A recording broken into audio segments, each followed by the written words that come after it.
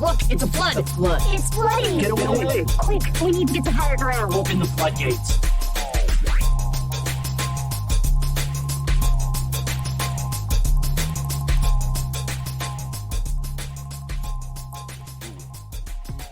I realized something while I was driving today. Behind every single great technological advancement, at some point somebody said, "Can we use this to kill someone?" You think every great technological advancement? Oh my god, we discovered nuclear fission. We can use this to make clean power for everyone. Yeah, but can we make bombs with it? What about the guy who invented the dildo? Can we make it explode? Can we use it to blow up it?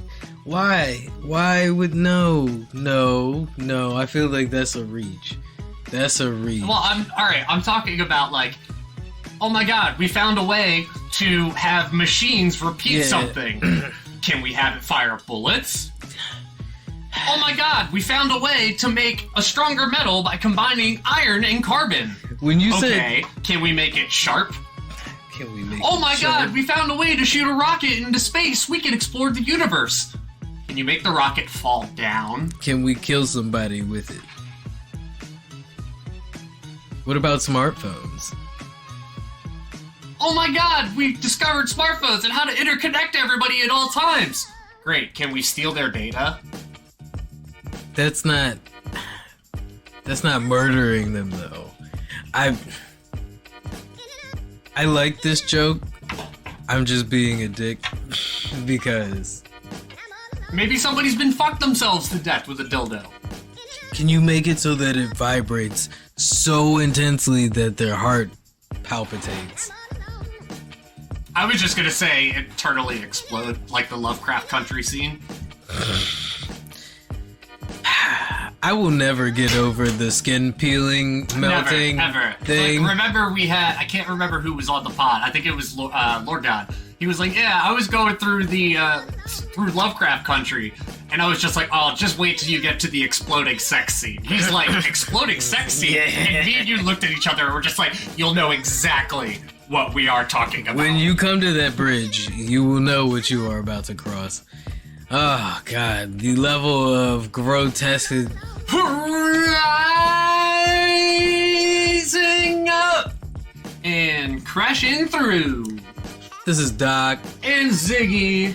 And I probably could have given that a little bit more enthusiasm, but you are here with the flood. Once again, back at it, your favorite weekly pop culture digest, giving you our pop perspective. To put the culture in context. And make the mainstream make sense. Because if we don't make sense, we don't make dollars. Holla. He forgot the whole part where we take the news that's happening around us and it shapes the culture that defines us. I didn't forget. I was getting to it. I was trying to find a fancy way to say it. But as it has been said, it shall be said. We are back at it with more pop culture news, and some of the things we had to talk to you guys about this week is the internet as we know it may change with Section 230 being in the Supreme Court. That sounds like some words and numbers. We'll tell you what it actually is. And it's just in time for us to figure out whether AI is good for us or if it is absolutely terrifying. You know what's not terrifying? Porn. And as it turns out, OnlyFans may actually be good for your sex life.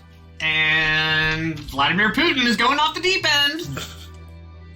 The Jake Paul-Tommy Fury fight was underway as we were getting set up to record today. And we have since seen the conclusion. Right before we got started, the highlights hit the web because nobody is faster than the internet.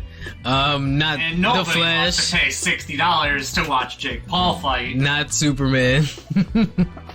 Henry Cavill would not pay $60 to watch this fight. Nope. Actually, I would not have been surprised to see him at the front row of this fight, just because he is such a random person. Like Warhammer, like really, I guess that's not random, that doesn't right? surprise me at all that He's into just Warhammer. a big nerd. Yeah, he's a giant, fucking, really handsome nerd. Like, so Jake Paul is not going to be looking what the ladies would call handsome very much longer if he continues to lose like he did tonight. Those highlights, Tommy was playing with it, toying the entire time. This was another one of those for the money fights.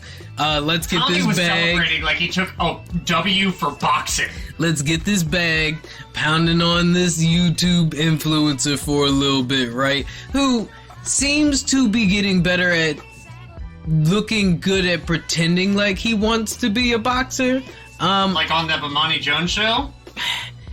It's convincing, right? Like this idea that him and his brother have of being like fighters, right? I'm not entirely convinced of how serious they are yet, Jake right? seems more serious than Logan.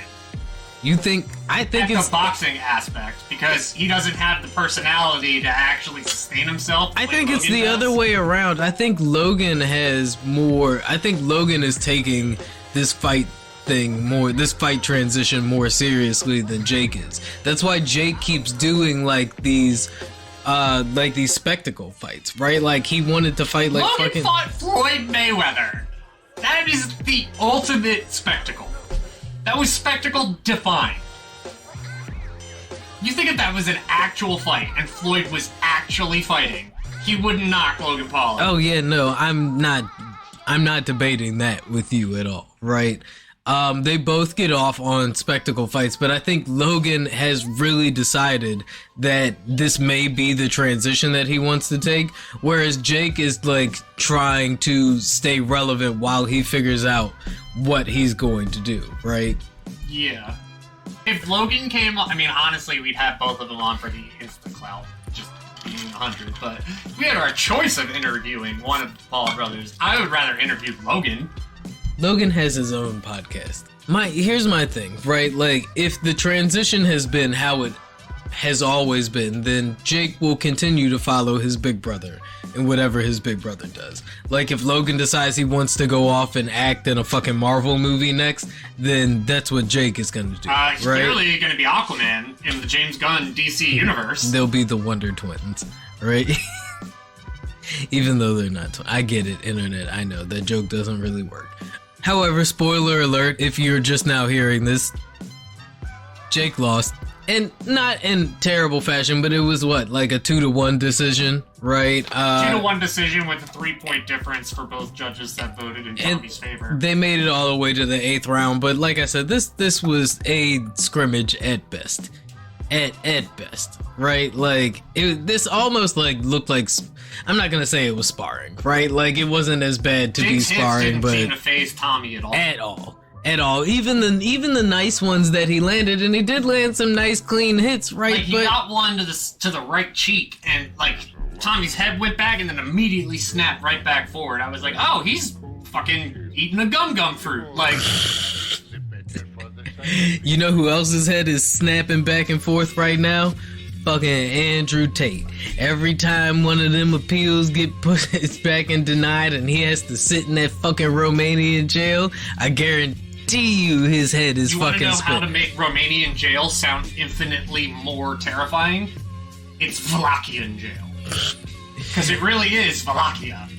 As y'all know by now, I'm sure most of our listeners of the pod know, UFC, was he ever a champion? He was a former kickboxer. He was a kickboxer? I thought he did compete in the UFC, like, a little bit, right? I don't know. To not much acclaim. If he's a kickboxer, it means they can't do any of the ground game. And the ground game in UFC is more than half the battle. So. Apparently his ground game is extra lacking because they took him down quick. In Romania and have kept that man down. Y'all, Top G is no longer Top G.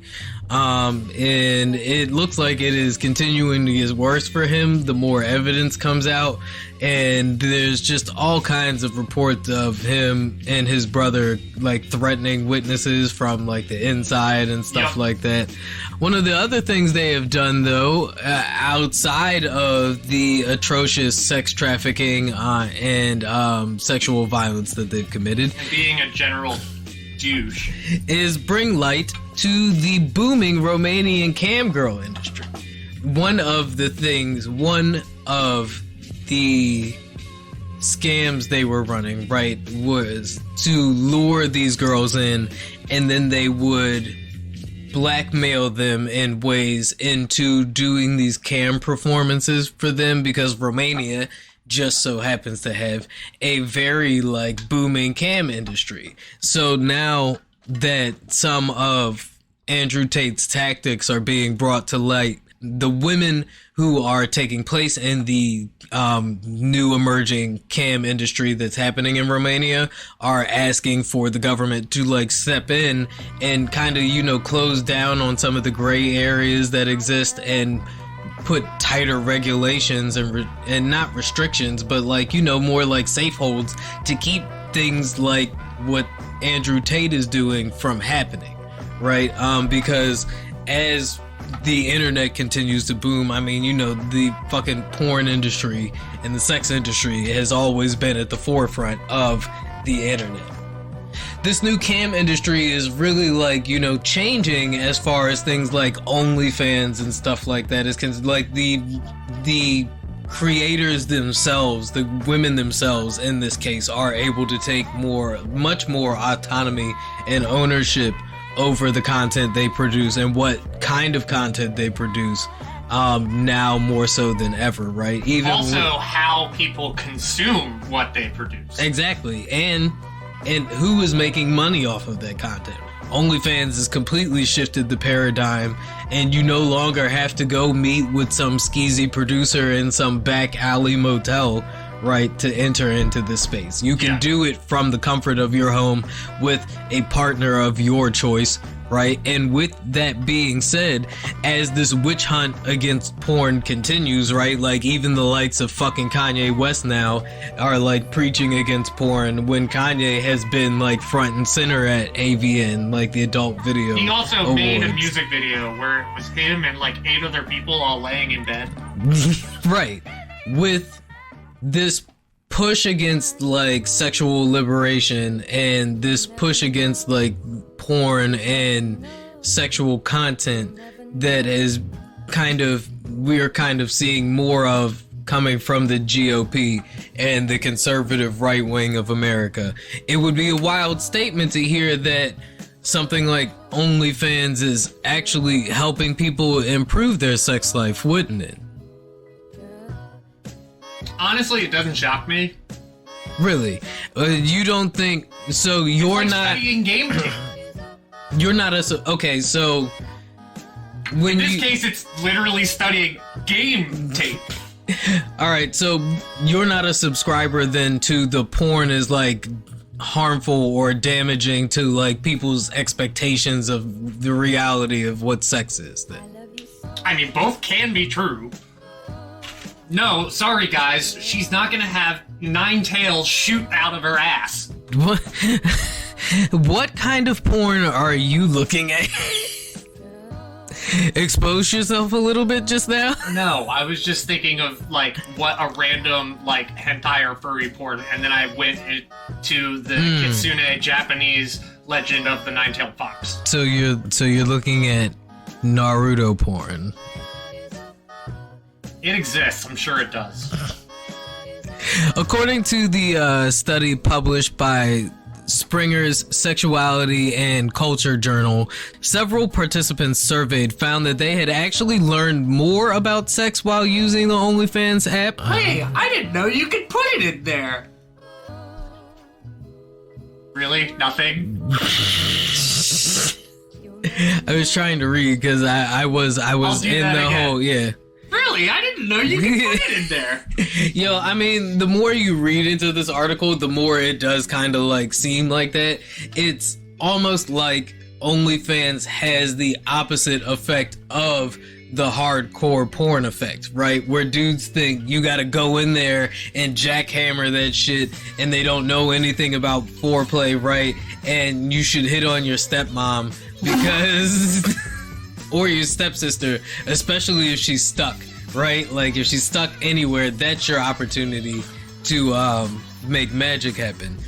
Or the opposite of that is happening on OnlyFans, and it's still magic because a lot of people are learning things about how to actually like pleasure their partner from OnlyFans by watching, and there's a lot of like actual couples content on OnlyFans where people do get to watch a less produced version of it, but it's still well produced. This is a tangent, but I already know where it's going, okay? I'm telling you ahead of time. Remember the show Heroes? Yes.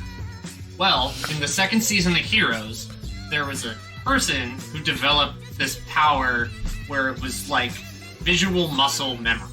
Okay. Anything she saw a human body do, she could then do.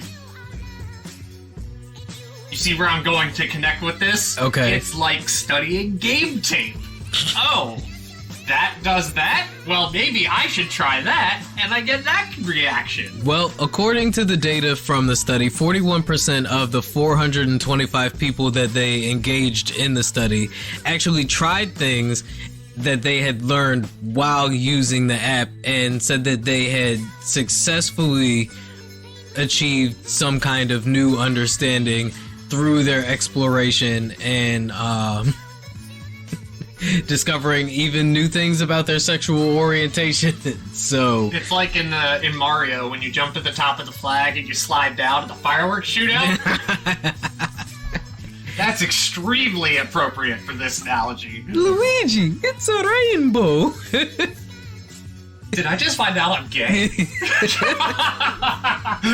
Or maybe because of OnlyFans you found out you was into pegging. I don't know. Like, we don't shame here, but all I'm saying but is... it is still hilarious to make jokes. Maybe you're better off... I heard somebody once equate OnlyFans to, like, an online strip club, right? And I feel like I'm... And you know, cam sites too, right? Like, I'm gonna throw cam sites in there as well. Like, OnlyFans is like if you went to a strip club just to see a specific stripper. Right? And it's like, no, I paid the monthly fee to get in here to see Tammy when she's on stage. You know, Tammy Bananas, you know, because everything she do is bananas on that pole. Like,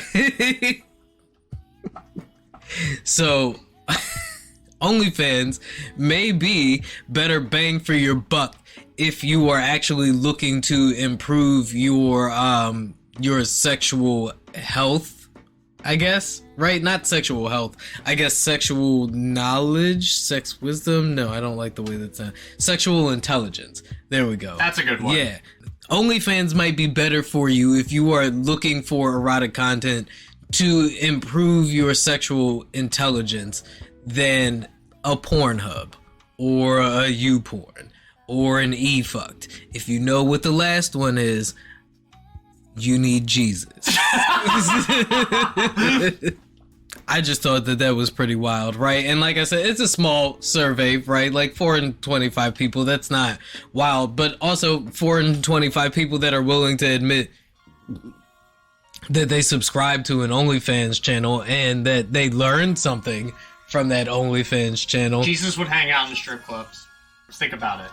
He would always hang around like destitute, like the lepers and everything. So I mean, like, do you think they let hanging out at the wild shit with the? Am I saying lepers are in strip clubs? I was gonna say, do you think they let lepers in strip clubs? Like, no, I'm pretty sure they get checked at the door, right? Like, hey, yo, no, big man, you can't come in here with that. You can't come. I'm not wearing sweatpants. I seen you last week. Just because you got the sweater on now doesn't mean I know you don't have them sores underneath of there. Whether it's the heroin or the leprosy, as you claim. I see. Like half your face is gone now. Like yeah. Listen, no. I had an auntie who had the leprosy too. She used to smoke it out of a tinfoil pipe, my man. No, but seriously, I'm on the list. Check. Jesus has a table. Yeah, nope, not seeing any Jesus here. Maybe you should go to church. Or the rehab clinic up the road. Go get that methadone. Stay away from jungle jammers. Oh shit, the name was Jesus. Damn, jungle jammer sounds like a wild racist strip club. Yeah, I was about to say, that definitely sounds like... Oh, welcome to jungle jammers. This is one that I was thinking of earlier this week. So, what's an example of something that was always racist, but was kind of just like a thing, and now lately you're like, oh, that's really racist? America.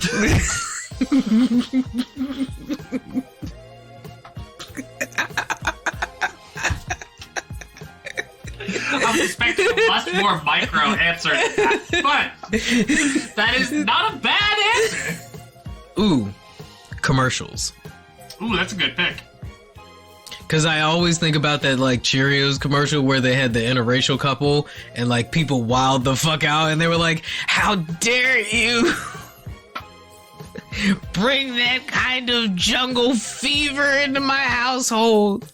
I still think one of the most bizarre advertisements I've ever seen, where it was like, the DC, you could come visit the Friends studio in DC, and in the ad it was 3 black people. I'm like, that's more black people than were on the entirety of Friends. Yeah, no, I mean, when you really stop and think about it, that's why I think it's funny anytime somebody complains about racial or multi-ethnic casting in a show and they're like, oh, it seems like they're trying to mark a checklist, and I'm like, well, have you been to How I Met Your Father? It really did. Have you been to a bus station, like, or an airport, or the DMV in your local area, right? Like, multi-racial, multi-ethnic, multicultural is more reflective of modern America. It just is. Watch right? the first 2 episodes of How I Met Your Father and tell me that that doesn't feel like a checklist. That's more, I would say that's more on the writing than it is on the casting. Because if the casting is done right,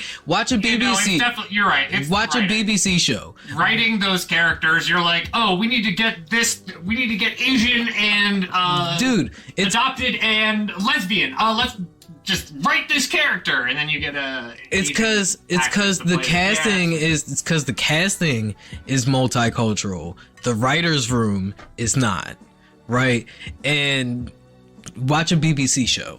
They do multicultural casting just fine, and you would never even like. Okay, excuse me. Watch a BBC show. Fucking watch Avatar. Sandman. Ooh, another great one. Yeah, and that was very multicultural, multiracial casting. Without any necessary... And you didn't feel like it needed... You didn't feel like it, but it did. It marked every single checklist that was needed. It had a genderqueer character. It had a person of color character. It had all that shit. All that shit. And you didn't complain about it marking checklists. Yeah, not at all. No. Not at all. Even though it didn't feel that way. No, it didn't. And that's because in America, we still do multicultural very heavy-handed, right? Actually, the way that the show present, because I never read the Sandman comic.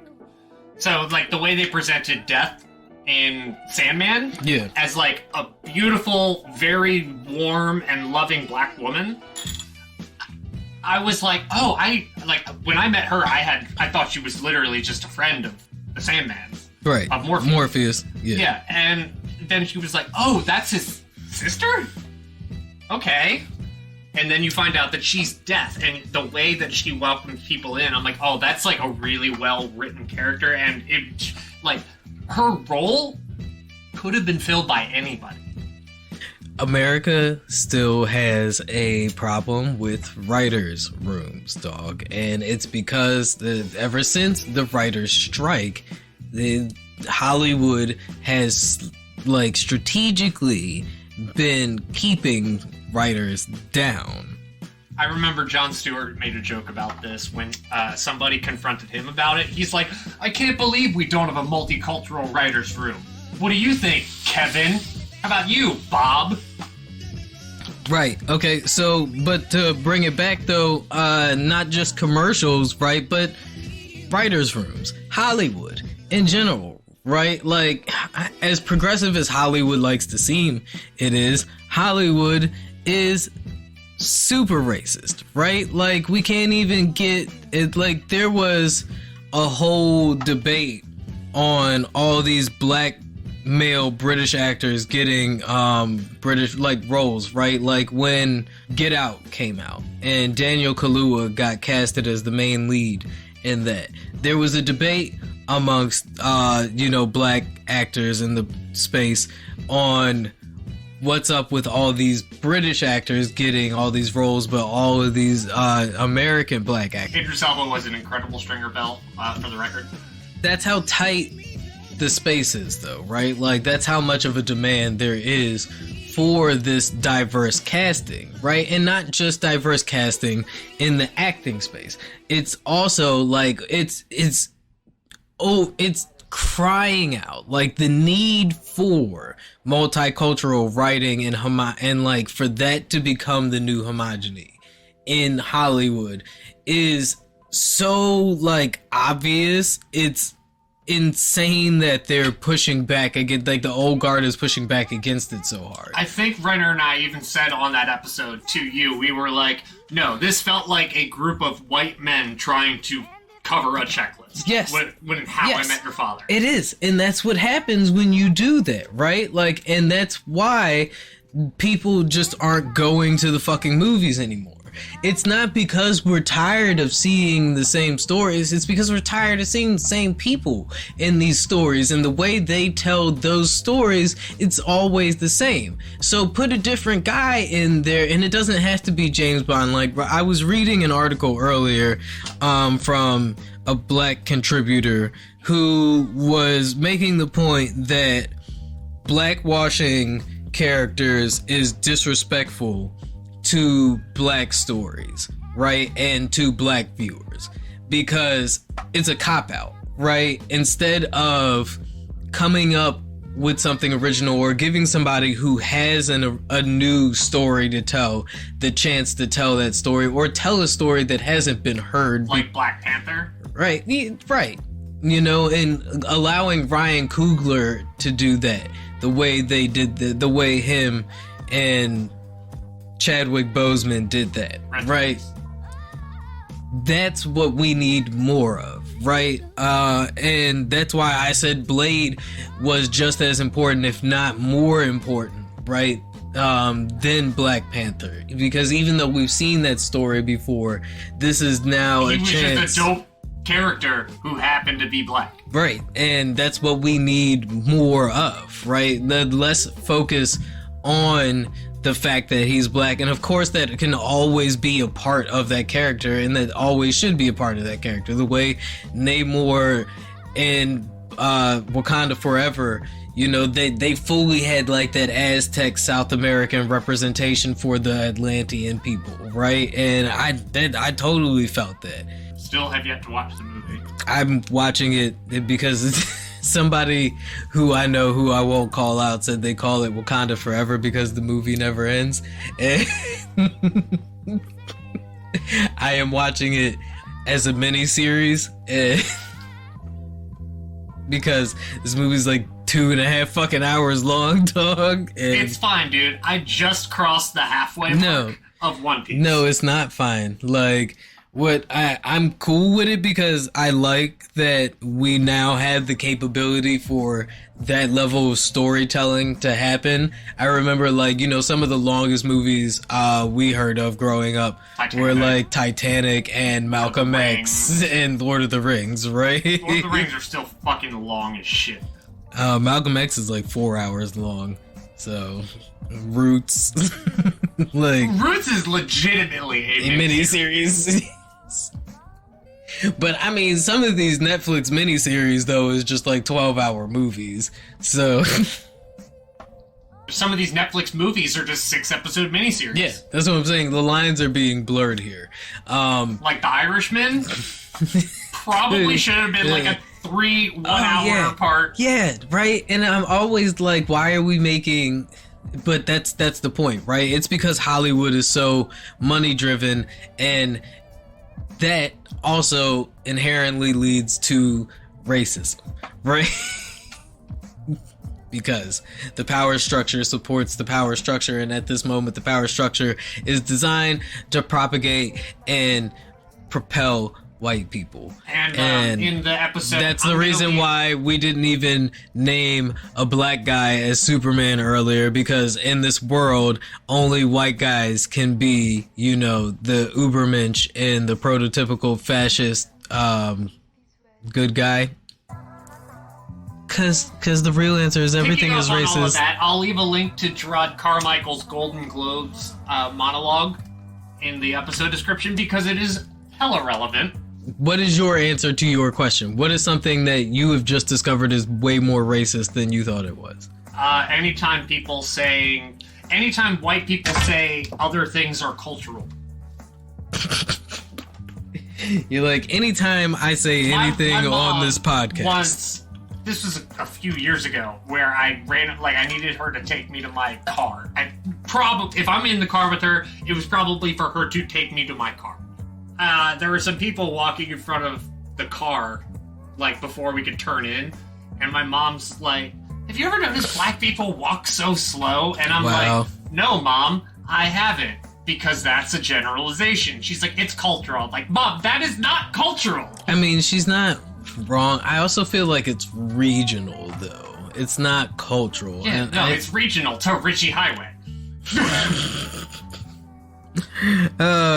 What won't be regional moving forward is cannabis ads on Twitter. Twitter has once again made history, and not because of Elon Musk this time, although I guess he has something to do with this in the long run.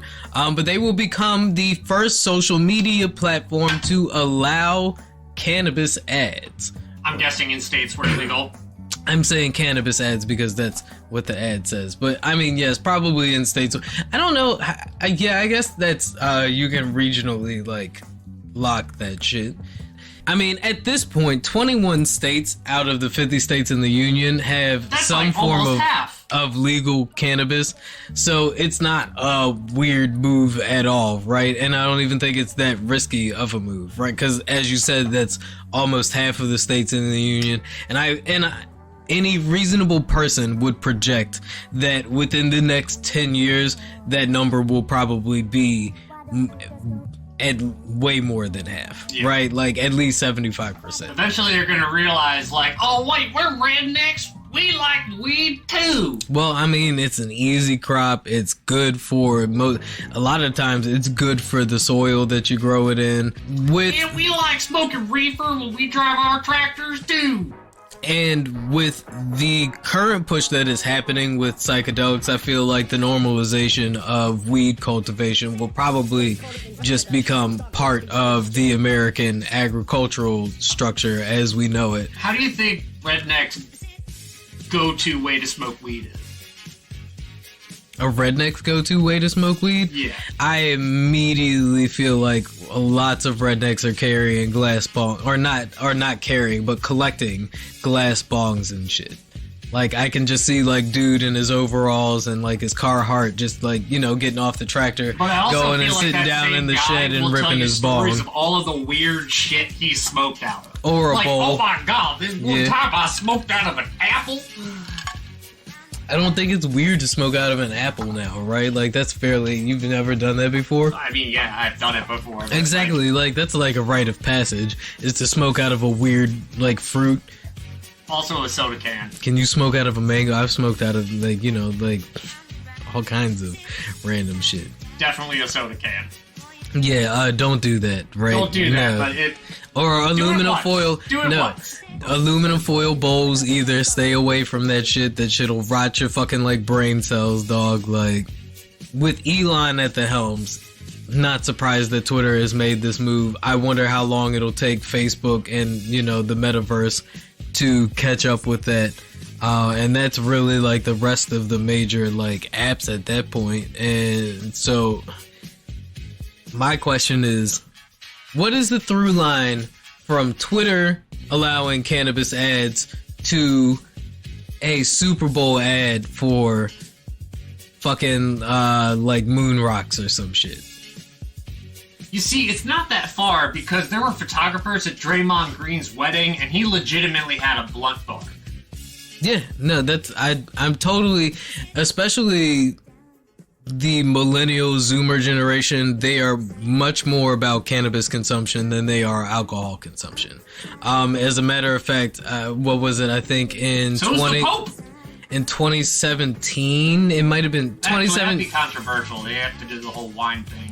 2017, 2019, cannabis consumption surpassed alcohol consumption amongst the 20-somethings for the first time, like, ever in the country. With legalization continuing on the trajectory that it is, I think we will see more normalization, and like we've got to see more normalization, right, of cannabis consumption. So my question is how long do you think it is before we see Snoop Dogg ripping a fat fucking bowl on a Super Bowl ad? Saw it during the halftime it's show. Literally how saw it during the halftime show. Yeah, no, we did. We literally saw it during the halftime show. We did. So my question is how long before we see somebody ripping a fat bowl during the Super Bowl? On a commercial? Yeah, on a commercial.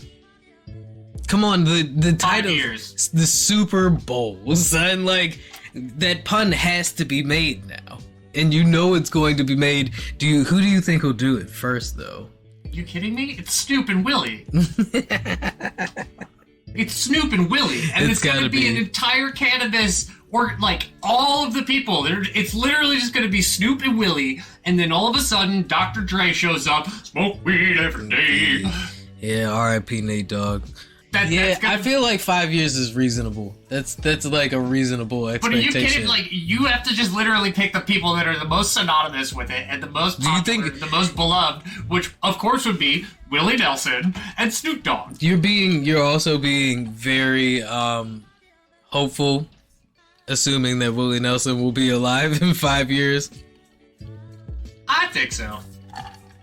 How old is fucking Willie Nelson? Isn't he like 70 something? He might be older, but he's also been smoking weed so long and been so happy for so long that, you know, like, joy extends years, man. It does, though. It does. Willie Nelson is 89. 89 fucking years old. So that's 5 years. We are giving him till 95. Right? Ooh, here's a take. The more it ticks up, the more he's gonna get beloved the way Betty White was. Ooh, do you think Willie Nelson at this point is like the white male version of that Betty White meme? Who doesn't like Willie Nelson? Yeah. Yeah. And for no reason, right? Snoop Dogg actually is on record saying that Willie outsmokes him. I can believe that, but Willie also was like smoking weed back when weed wasn't shit. Yeah, and they had to lace it with like fucking PCP and shit. And I guarantee you, Willie's fucked around with more of that type of shit than Snoop. Yeah. Oh, no, absolutely. Oh, I am sure Willie has smoked some lay shit that would make anybody, that would probably make fucking Mick Jagger be like, oh my God. Smoking with David Bowie, and David Bowie's like, maybe I'm not gay. I should propose to Aman. No, that's what the fuck happened. This nigga smoked with Willie Nelson and came up with that whole spiders from Mars shit. Ziggy Stardust and the rise and fall of Ziggy Stardust and the spiders from Mars. Yes, yes.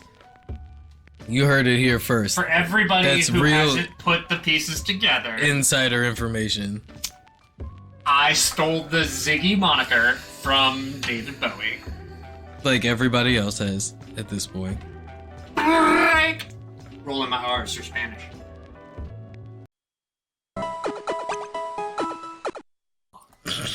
You're so loud. Also, thank you. Stoop found us thanks to you. Okay, so we haven't mentioned this in a long time, so I just want to give all of our potentially new listeners an insight on the game we play here. So, it is called or did we go with Sneak and Snoop? Is it Hide and Snoop or Sneak and Snoop? It's Sneak and Snoop. Sneak and Snoop. It's gotta be Sneak and Snoop. So, this game's called Sneak and Snoop. Really easy. It's like the game. If you know, You lost. Not the game, but the game where if you know, you lost. You lost. So you just kind of keep track of whenever the last time Snoop Dogg appeared in your life. Commercial, a song popping up, someone mentions because him. At this point, fucking everywhere. He's ubiquitous amongst pop culture. Like, the longest I have gone without Snoop finding me is like 3.5 days. How long before Snoop Dogg is a more recognizable figure than Superman? Probably gonna take a couple religious mosaics. How long before Snoop Dogg is more recognizable than Jesus? I think Superman is more recognizable than Jesus at this point. I know the Coca-Cola logo is, so I don't know how to feel about that. I think the most ubiquitous figures in pop culture globally is the 3 most are like Mickey Mouse, Hitler, and Jesus. Well, if we're talking logos, if we include logos in that, Hitler is a pretty distinct one. Coca-Cola is more distinct than all of them. Are we really going to have a Coca-Cola versus Nazis debate here? No, because Coca-Cola didn't want to have that debate, and that's why we have Fanta. Don't you want a Fanta? Don't you wanna? Don't you want a Fanta? Don't you want a genocide? Das Genocide. Oh, we're never getting that NPR. Yeah, nope. It has to be said at least once an episode. Yep. If we didn't say it, then that means we might be closer to it, and therefore I have not done my job at making this podcast as subversive as possible. People are like, we will never. All right. If you guys haven't figured out that this podcast is like the Tim and Eric of podcasts yet, then you're clearly not paying attention to the style that we have cultivated here. Our podcast is Weekend Update meets Drink Champs. So on Adult Swim. So you tell me what you think that show would look like, and then you send us down to William Street and you tell them to cut the check, because if this podcast is gonna fly anywhere, it's on Adult Swim. Oh yeah. Right? Not even Comedy Central. This is We'd be like a slightly more serious Eric Andre. This is like 1:30 in the morning type content. Yeah. And I'm glad you guys are here for it every fucking Sunday or whenever the podcast comes out. Whenever I'm able to get it out. Especially considering the internet as we know it may be changing. It's the end of the net as we know it. Maybe. And I'm confused. Well, that's why we're here, to break it down for you. There are 2 considerable things happening as far as the internet and socials are concerned. Which one do you want to start with, Zig? How about we start with the one that I know about specifically, and that is the Supreme Court case regarding Section 230 that is actually trying to see if social media companies can be held liable for what is posted on their website. So, Section 230 defines internet culture as we know it, is the reason why websites can offer platforms for critical and controversial speech without being constantly worried about getting sued, right? So officially, it's like a judgment that came down, I believe, during the in Clinton administration, the early 90s, 1996, that essentially says that websites and ISPs cannot be held responsible for content that they have reasonably tried to, not restrict, but regulate, right? It's not Reddit's fault that r/jailbait exists. As long as the website has a TOS system and they actively try to discourage harmful or violent or hateful content, then they cannot be held responsible for something that may slip through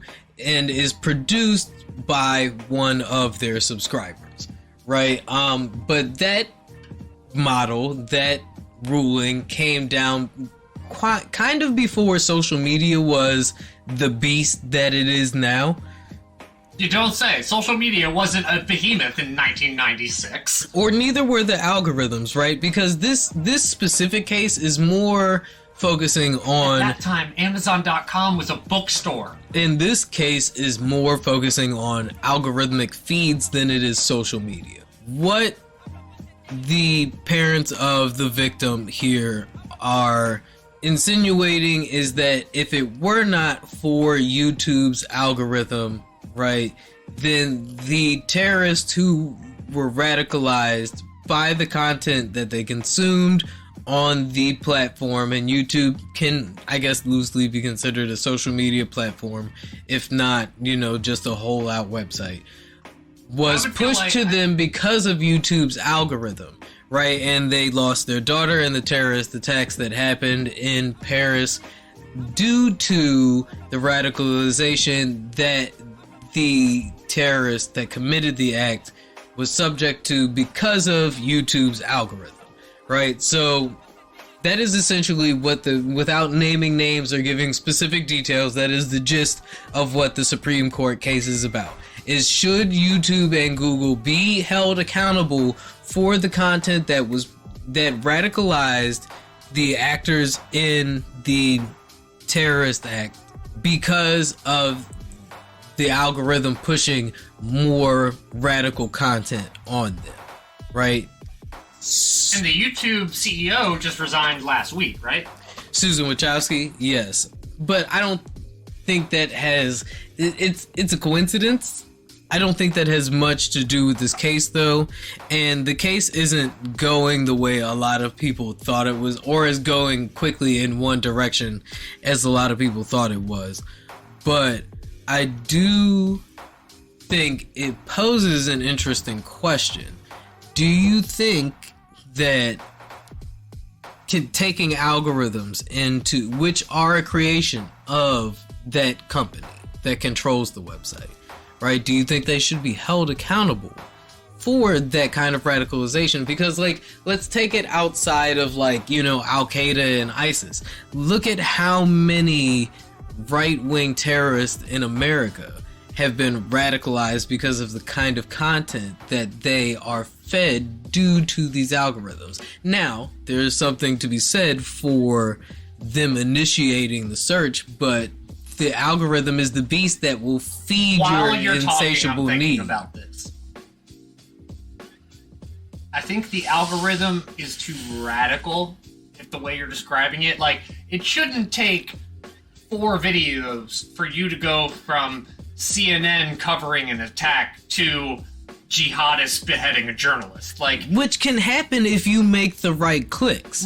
That shouldn't take 4 clicks. That should take 20 fucking clicks of you going into progressively more extremist videos. Now, I think once you get to a certain point, YouTube should be they take 20 fucking clicks to get to this? Yeah. Maybe this is a problem video. Maybe we should die. Right, yeah, now I think there is something to say that, 4 clicks might be a bit of an exaggeration, but it's not, right? That's 4 clicks is when you get to, that's when you get to digging. Right, and then 20 clicks later, you're deep into D.B. Cooper being a flat earther who was actually traveling inside of the hollow Shangri-La, and how the Jews are behind you not wanting to know anything about it, and COVID is a lie, and the lizard people are kidnapping babies, right?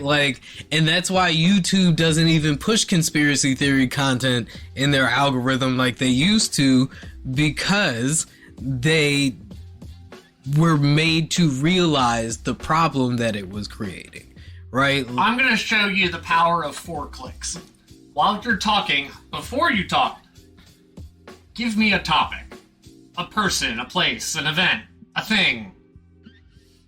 I mean, if we really want to play this game, I could say JFK. There we go. Right? No, because that's too easy. That's obviously going to go bad in 4 clicks. Okay. Right?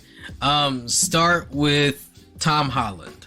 Okay, I'm doing this on Wikipedia. I'm gonna see how wild. I'll tell you each click while you're talking. And this is on Wikipedia. Okay, but as we're talking though, how do you feel, right? Because I don't really, if you're asking me, I don't really feel like a website should be held accountable for the kind of content that its subscribers post if it is actively trying to negate that kind of thing. But I do think that this should be a call to these social media platforms to kind of like tighten up a little bit here on the things that they do. And a lot of people will be like, oh, that's just tampering down on free speech. But the problem we have right now, if we're really looking like at what I think might be the core issue here is when does free speech become inflammatory, right? Like fake news, disinformation, conspiracy theories. First click. In The Impossible, Holland played a teenager trapped with his family in the hyperlink 2004 Indian Ocean earthquake and tsunami. Let's go there. Continue. But you feel me? So like I think that really is the core of this discussion is, do we hold websites responsible for the preachings of a madman, especially if those preachings happen to connect with other mad people and those mad lads go off and do a terrible thing? Second click.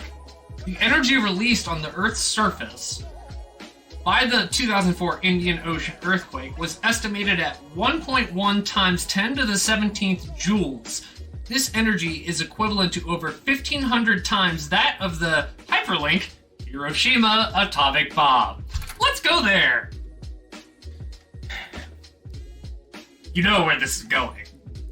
So, I don't think that this will actually go to the place that a lot of people think it's going, and will end up where they rule in favor of the victim's family, even though I do feel like, the victim's family deserves justice in some shape or form. I just don't feel like this fight is actually the fight that they should be taking on, when I think that what their actual gripe should be with the way we handle these radicalized terrorist organizations, right? Like, we should be looking more into what leads a person down these rabbit holes and what creates an environment that makes people so susceptible to this kind of propaganda. Third link. Nuclear weapons have only been used twice during World War II, both by the United States against Japan near the end of hyperlink World War II. Because it's not just Al-Qaeda, right? Like I said, the radicalization is happening here in the United States. As a matter of fact, the Biden administration, the Obama administration, both came out, and it was demonstrated during Trump's presidency that this right-wing radicalization, conservative radicalization, is more detrimental to this country than any kind of Islamic terrorism.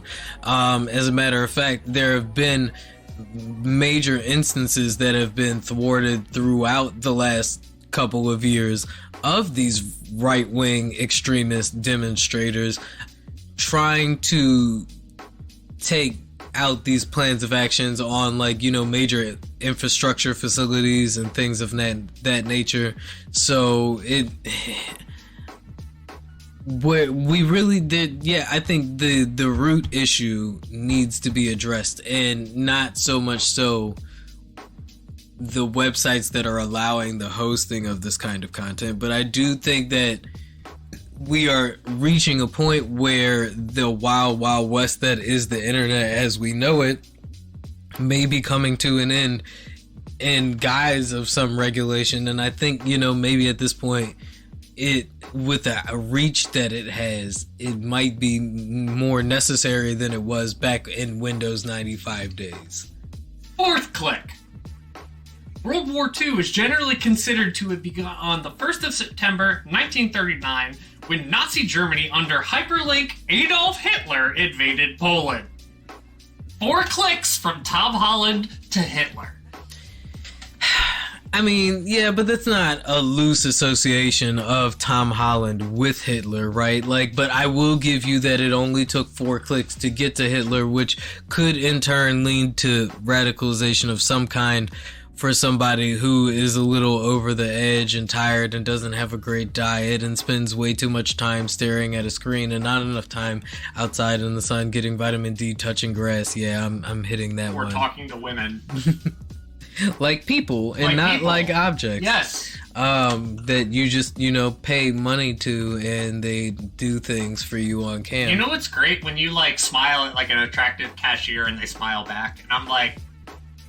Speaking of... she thinks I'm cute. Paying money for interaction, as the fate of internet responsibility is being decided at the hands of the American Supreme Court.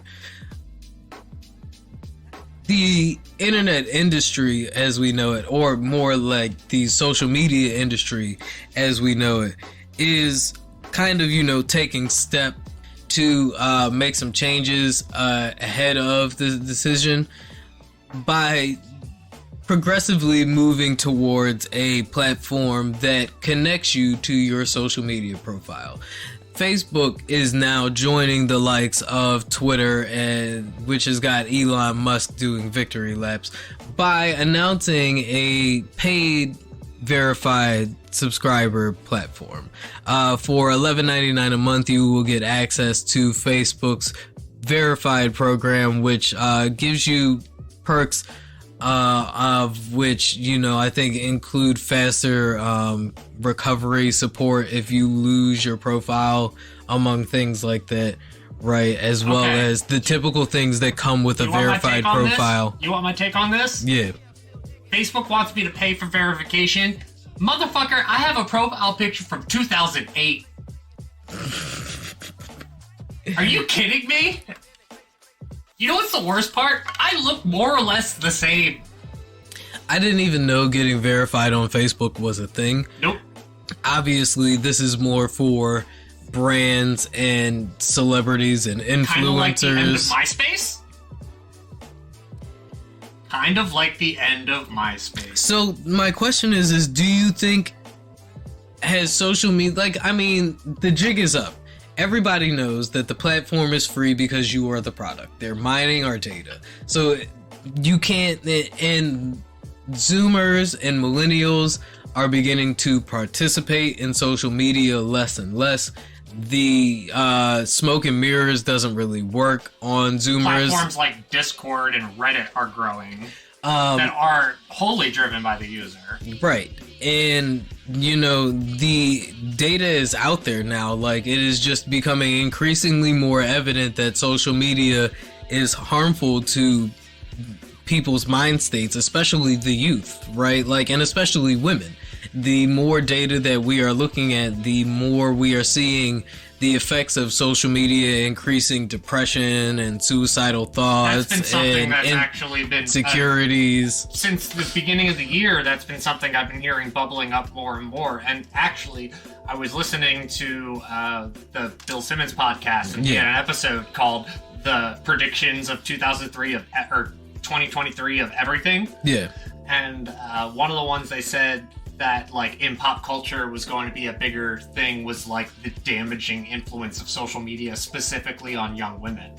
Yeah, no, the more data that comes out, it is having a very marked effect on young women specifically, right? And as we talked about the loneliness epidemic, right, it is becoming, I think social media may be part of the driving factor of why everybody is feeling so lonely, or not just lonely, but like finding it hard to connect IRL, right? I feel like this is also a little bit, maybe men are seeing, like, the loneliest generation side of it can be, like, seeing this world that they, like, can't enter. Yeah. Where they can't compete in. Where women are seeing it as a world that they can't attain. And which is funny because there is a marked difference in the type of loneliness that men and women are experiencing. Women are increasingly, especially of the Zoomer generation and millennial generation, are becoming more comfortable with being single, right? Because women have more platonic close friendships than men. Men are increasingly finding it hard to have that kind of bond, right? Like, men have less close friends on average than women do. And men are also at a higher rate more likely to be single. So not are you more likely to be single as a man growing up in this generation, but you're also more likely to be lonely in the sense that you don't have as many close friends to like reach out and, you know, be vulnerable with in like the least manly sense of the word, right? And they think that, you know, some people... Oh, it's really easy for me. I talk to a male friend into a microphone and record it and broadcast it every week. Some people think that, you know, masculinity shouldn't be the main focus of why men are having this crisis of finding, you know, true connections regardless of sex. But I think it can't be overstated the effects of social media and, you know, the idea of expectation, right? And what level of which you should perform at, which is why I think, you know, it would be in people's best benefit to remember that life isn't Twitter, right? Like, it's not Twitter Instagram. is not a real place. No, it's not. It's not real life, right? Like, the women on Twitter who are complaining that men ain't shit, and if you can't afford a $30,000 engagement ring, then you shouldn't even waste her time. And you're probably gay. Those are and if you say good morning to your homie, then you're gay. Like, that's not real. That's not real life, right? And I think that as social media moves to more of a pay-for-play model, it will have the effect that Netflix trying to charge or play commercials, right, had. And people are already becoming, you know, fed up with the divide that social media creates. And streaming services. And the insular bubble effect that social media has. Look, if you... The biggest takeaway, if you take it from last week's episode, like, we're paying subscription models to live in America. Okay? Yeah. Everything is a subscription. And I think the real narrative behind, like, this discussion that's happening right now of the pay-for-play model of social media versus Section 230 and who is accountable for the content that is being held is going to push people away from the internet lifestyle, right? Because, you know, we can't rely on creators' ethical responsibility. No, not at all, dude. And, you know, I think... Just for an example of not ethical creator responsibility... Anybody who hasn't heard the story, go into Wikipedia and look up the band Mayhem. I think... And I'm sorry in advance. I think with this awakening that we are having here, which I do think we are having a social... Awakening? Cultural awakening. You know, yes, even though it is taboo to use the term woke now, I think we will be moving back to a more functional reality and less virtual reality. Nothing gives more evidence than the lackluster response that Facebook and Mark Zuckerberg have gotten from their Meta project, right? Like, they really thought their VR world was going to be the jam and that people were going to jump on that shit like it was Second Life. It looks right? pathetic. Yeah, no, and it looks like you throw on a VR headset and then you're playing Bubsy 3D. These social media companies moving to this pay-for-play model, I think, is going to push society back to a point where the internet becomes a niche culture again, right? Like, because the economy is rough right now and the price of eggs think about it. What services on the internet would people pay for? YouTube, obviously. Yeah. I'm guilty of it. Yeah, I pay for YouTube Premium. We're already paying for streaming services, so the idea that we would also pay for social media on top of that is just more proof that none of this is normal. But what should be normal is buying all your Pokemon, Magic the Gathering, Yu-Gi-Oh!, Flesh and Blood, card supplies, board games at tokenmtg.com, and if you use the promo code Ziggy, you get 10% off of your order, and you'd be really helping us out. You know, you guys help us out by tuning in every Sunday. We really appreciate y'all. Spread the word. Come back again. Or just come back again. Either way, it all helps. And we'll be back at you guys next week. Do the like, subscribe, share. Y'all know the drill. You already know where to find us at the Flood Pod on everything. And that is on everything. And we'll be back at you guys next week. Deuces! Look, it's a flood. The flood. It's flooding. Get away. Quick, we need to get to higher ground. Open the floodgates.